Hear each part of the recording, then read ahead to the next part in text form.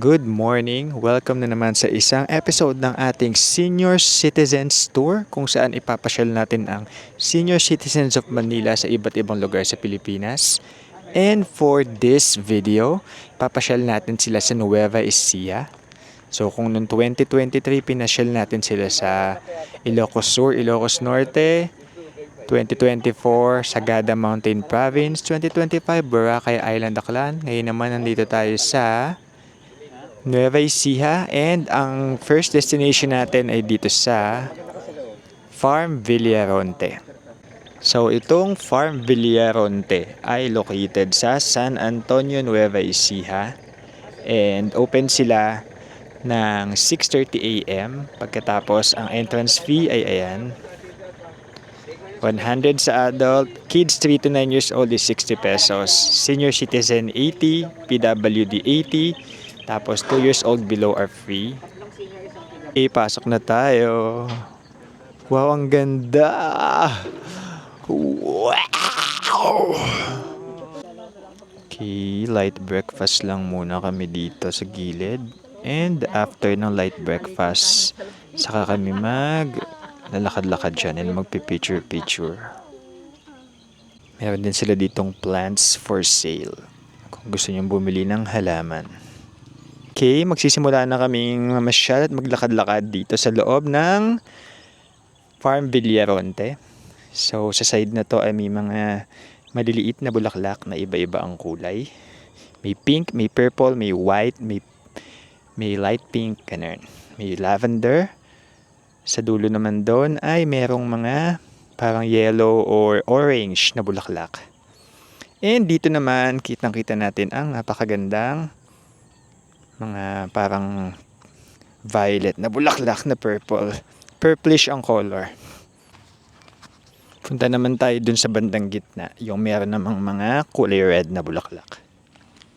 Tapos madami ditong mga pwedeng pagpicturean yan. Mga vintage na sasakyan, may piano, may duyan, may mga puno, may telephone booth, may eroplano.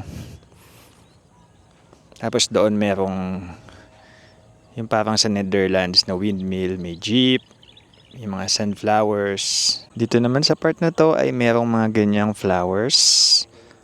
Sobrang ganda. Picture ang maglolo. Gusto niyo mga sunflowers sa dulo. Tingnan mo siya. Nagpa-picture at nagpa-video sa senior citizen pa.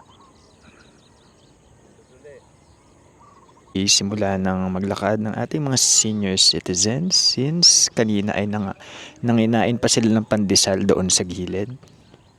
Okay, patuloy pa din ang photo session ng ating mga minamahal na magulang. Ayun, dito na kami sa mga purple na flowers. Ayun siya. Diba? Ganda. Perfect.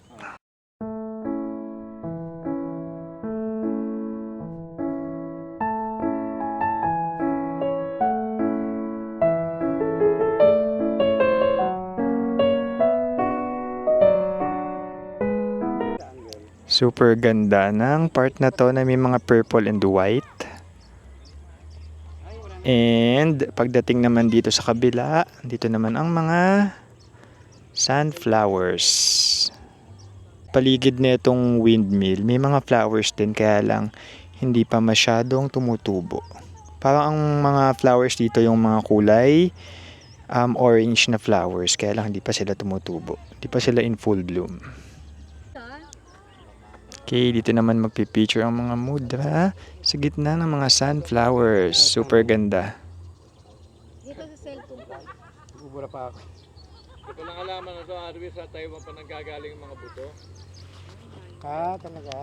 Yung may-ari pala. Tapos si Mang Paeng, ayan, nag-i-interview siya ng mga gardeners dito. May mga buto pala dito pa nanggagaling.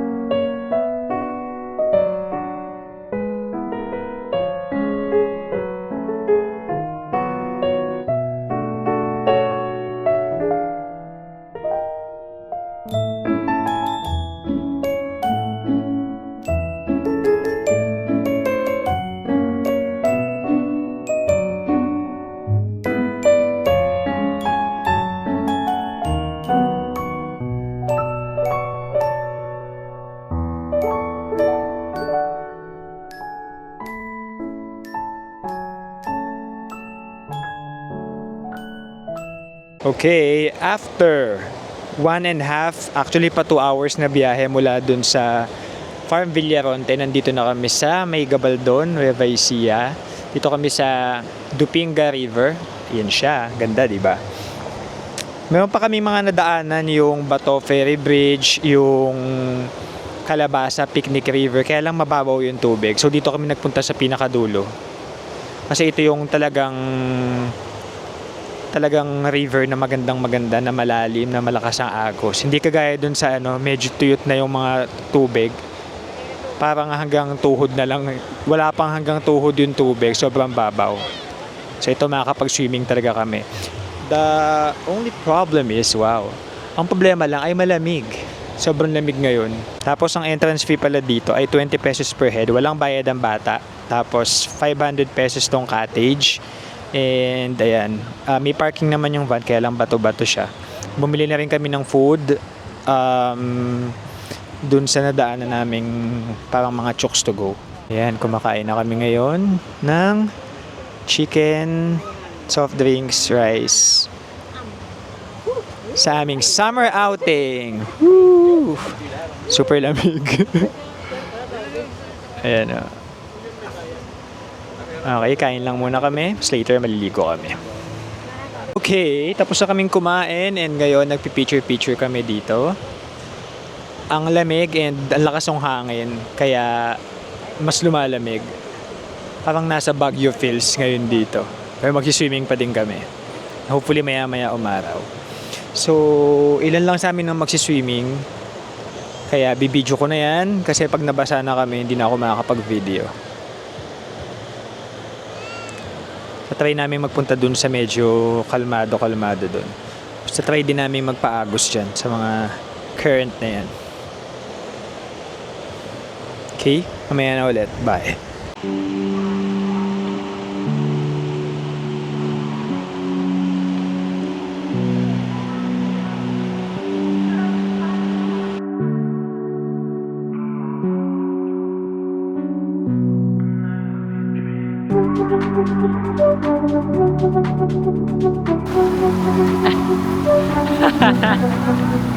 Tatama ka.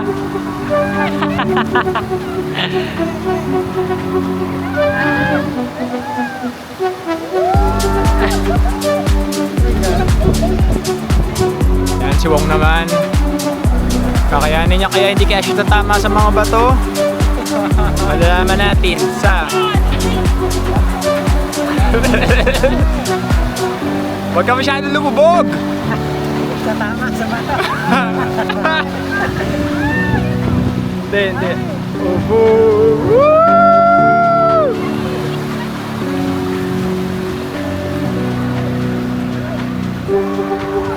Mababaw na dyan eh. Pwede ka na tumayo dyan. Hi mga Vebs! Welcome back to my channel. So ngayon po, meron tayong nag-day tour na bakla from Manila. Subukan doon yung salbabida, yung river tubing. Habang dito naman sa kabila ay ang ating nipa na madaming nakatambay na figure. So ayan, subukan na nung bakla. Baklang mabuhok. Yan po. Parang sirena po siya. Sirena yan? Parang kang sirena?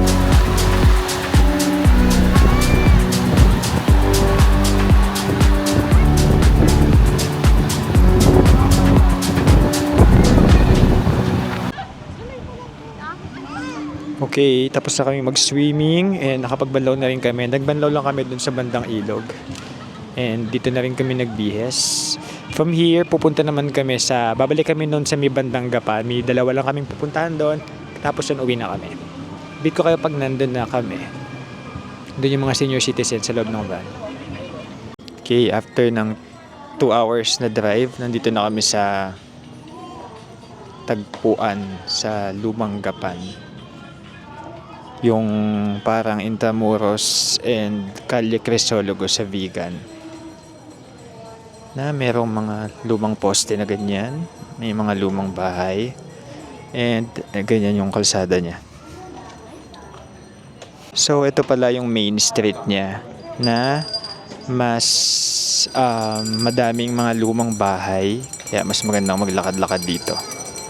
Saglit lang kami dito, magmimerienda lang kami po sa alis din kami agad. So gagawa na lang ako ng video montage.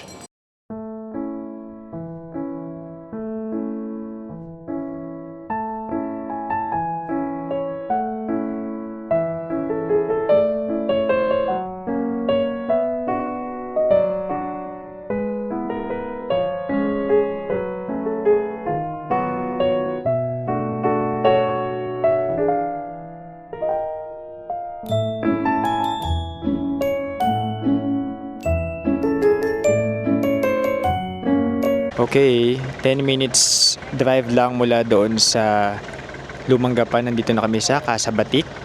Medyo madaming tao ngayon.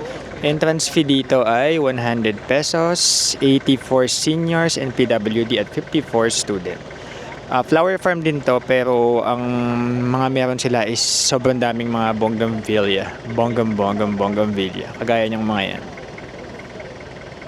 Nagsimula na silang mag-picture dito sa bougainvillea tree na to na iba-iba yung kulay ng flower. Flower ba yan? Okay. Sobrang laki niya na napakadaming bougainvillea. Iba-ibang kulay, iba-ibang size. And in full bloom siya ngayon. Ating mga senior citizens, lakad-lakad, strolling, habang sunset. Para na tayong nasa cherry blossom sa Japan. Dito sa area na to, pwede kang mag-picnic.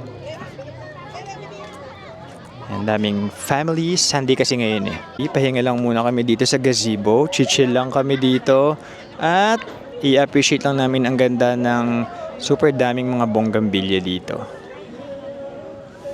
Medyo nakakapagod din kasi umupo sa van, kaya mag-chill lang kami dito.